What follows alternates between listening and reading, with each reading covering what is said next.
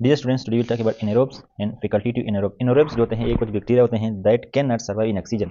Oxygen is toxic to them. So anaerobes जो होते हैं ये क्या हैं, ये वो बैक्टीरिया होते हैं जो ऑक्सीजन के मौजूदगी, ये आप लोग अपने साथ लिख ले, जो ऑक्सीजन के मौजूद में जो है रह नहीं सकते, और ऑक्सीजन जो होता है ऑक्सीजन उनके लिए क्या होता है, टॉक्सिक होता है। सो वो बैक्टीरिया जो ऑक्सीजन के बगैर सर्वाइव नहीं कर सकते और ऑक्सीजन उनके लिए जहरीला होता है, these are anaerobes. So anaerobes में हमारे पास एग्जांपल हैं। एग्जांपल में हमारे पास क्या हैं, क्लोस्ट्रिडियोइड्स हैं, क्लोस्ट्रीडियम हैं, बैक्टीरियाज हैं, एंड फ्यूजोबैक्टीरियम हैं, एंड एक्टिनोमाइसिस इसराइली हैं। ठीक है, so these are the example of anaerobes and those bacteria that can not live in the presence of oxygen. ये जो बैक्टीरिया होते हैं they lack catalase and super oxide dismutase and are susceptible to oxidative damage. यानी oxygen उनको damage देता है because they lack catalase and they lack super oxide dismutase. तो ये दोनों इंजाइम्स हैं, इनके अंदर मौजूद नहीं होते और इस वजह से ऑक्सीजन जो होता है इनके ऊपर असर डालता है और उसको ऑक्सीडेटिव डैमेज दे सकते हैं। So why they are unable to live in the presence of oxygen because they lack catalase and super oxide dismutase. ये जो होते हैं जनरली फॉल्स मीनिंग होते हैं। ठीक है, तो ये फॉल्स मीनिंग आपने क्या था इसके अंदर याद रखना। So these are generally false meaning short chain fatty acid and are difficult to culture and produce gas in the tissue. ये भी इंपॉर्टेंट है, जो गैस इन द टिश्यू को क्या करते हैं, प्रोड्यूस करते हैं क्लिनिकली। सो एनहेरोब्स जो होते हैं ये हमारे पास वो बैक्टीरिया हैं जो कि ऑक्सीजन की मौजूदगी में नहीं रह सकते और ऑक्सीजन उनके लिए जहरीला होता है। एग्जांपल हमारे पास हैं Clostridium, Clostridioides, Bacteroides and Fusobacterium and Actinomyces israelii. इनके अंदर जो है कैटालेज और सुपर ऑक्साइड डिस्म्यूटेज एंजाइम मौजूद नहीं होता और इस वजह से ये क्या होते हैं, ऑक्सीजन ससेप्टेबल होते हैं, यानी they can not live in the oxygen and they get destroyed in the presence of oxygen. और उनका स्मेल जो होता है फुल स्मेलिंग होता है एंड ये जो है गैस प्रोड्यूस करते हैं। तो ये हमारे पास एनहेरोब्स हैं। एनएरोब्स जो होते हैं can not breathe fresh air, can not breathe fresh air मतलब ये है कि ऑक्सीजन उसके लिए जरूरी नहीं होती। And then key C mean clostride breath and Clostridium and then B mean bacterias Fusobacterium and then we have Actinomyces cerevisiae.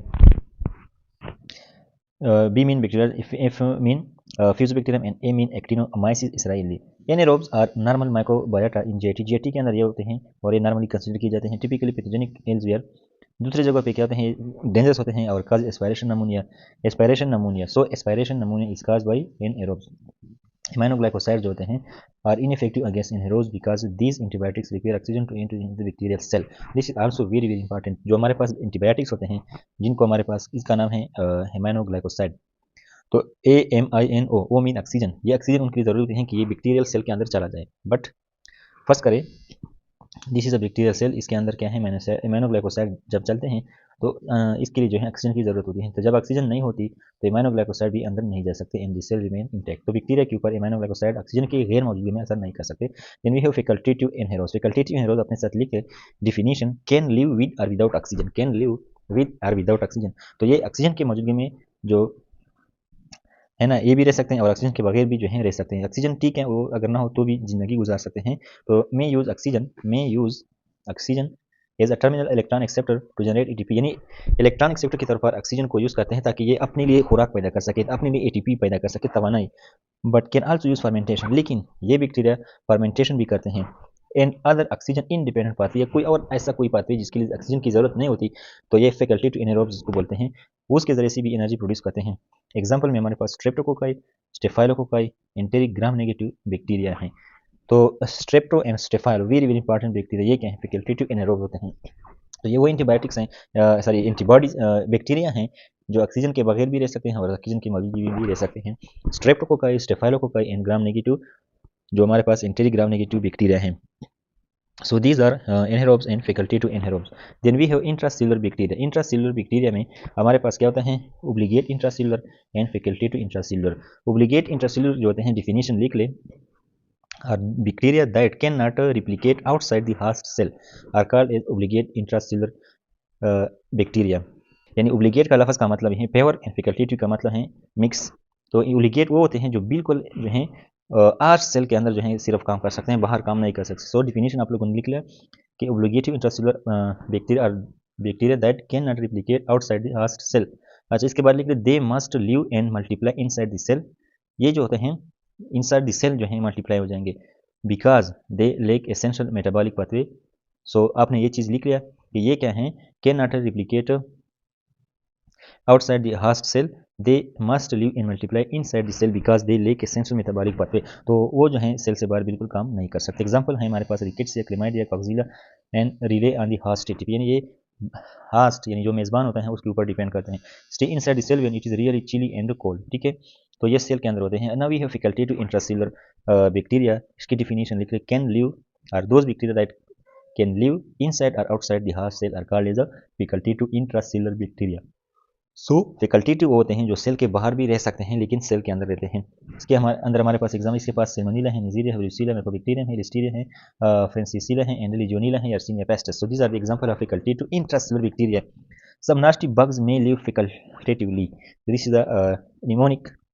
यहाँ पर डिफिनेशन आसान होते हैं लेकिन इसको याद रखने में मुश्किल होती है, तो आप लोग कोशिश करें कि मेन जो है एग्जाम्पल आप लोगों को याद आनी चाहिए। सो this is the intracellular bacteria. तो ये हमारे पास क्या था, इंट्रासेलुलर बैक्टीरिया थे। दो किस्म के थे, obligate intracellular and facultative intracellular. Then we have encapsulated bacteria. Encapsulated bacteria are those bacteria, definition लिखी, that have capsule around itself, are those bacteria that have capsule around itself, and what is capsule, लिख ले, capsule is a protective covering present around the bacteria, और ये चीज़ हमने पढ़ा हुआ है, ठीक है। सो इनकैप्सुलेटेड मीन कैप्सुलेटेड, ये नहीं मतलब इनकैप्सुलेट का मतलब कि कैप्सूल के अंदर बंद है। सो those bacteria which are having capsule around its are called as a encapsulated bacteria।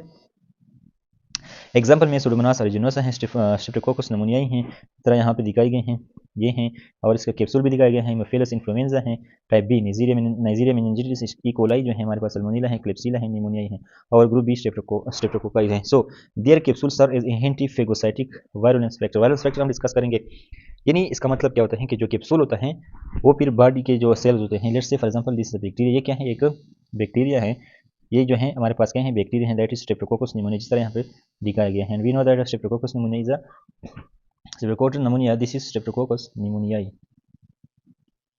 So this is a capsulated bacteria.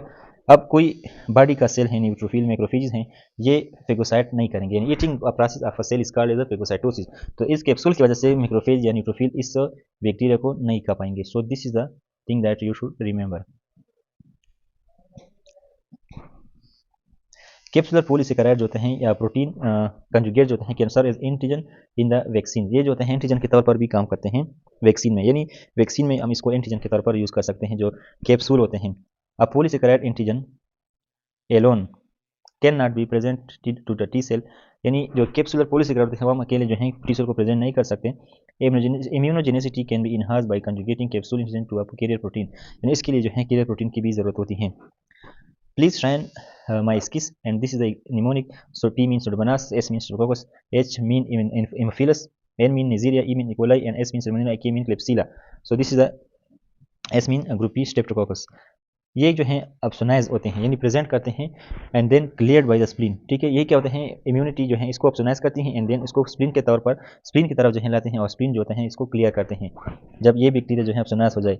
एस्प्लिनिक्स यानी वो लोग जिनमें स्प्लीन नहीं होता, एस्प्लिनिक्स जो होते हैं ये वो लोग होते हैं जिनमें स्प्लीनिक नहीं होता, उनमें ऑप्शनाइजेशन नहीं होती एंड उसमें जो है इन्फेक्शन के चांसेस ज़्यादा होती हैं। सो ऑप्शनाइजेशन जो है इसमें वो लोग जिसमें स्प्लीन नहीं होता उसमें ऑप्शनाइजेशन नहीं होती, और उनके लिए जो है हमारे पास इन neisseria meningitis streptococcus pneumonia haemophilus influenza के लिए जो है वैक्सीन की ज़रूरत होती है।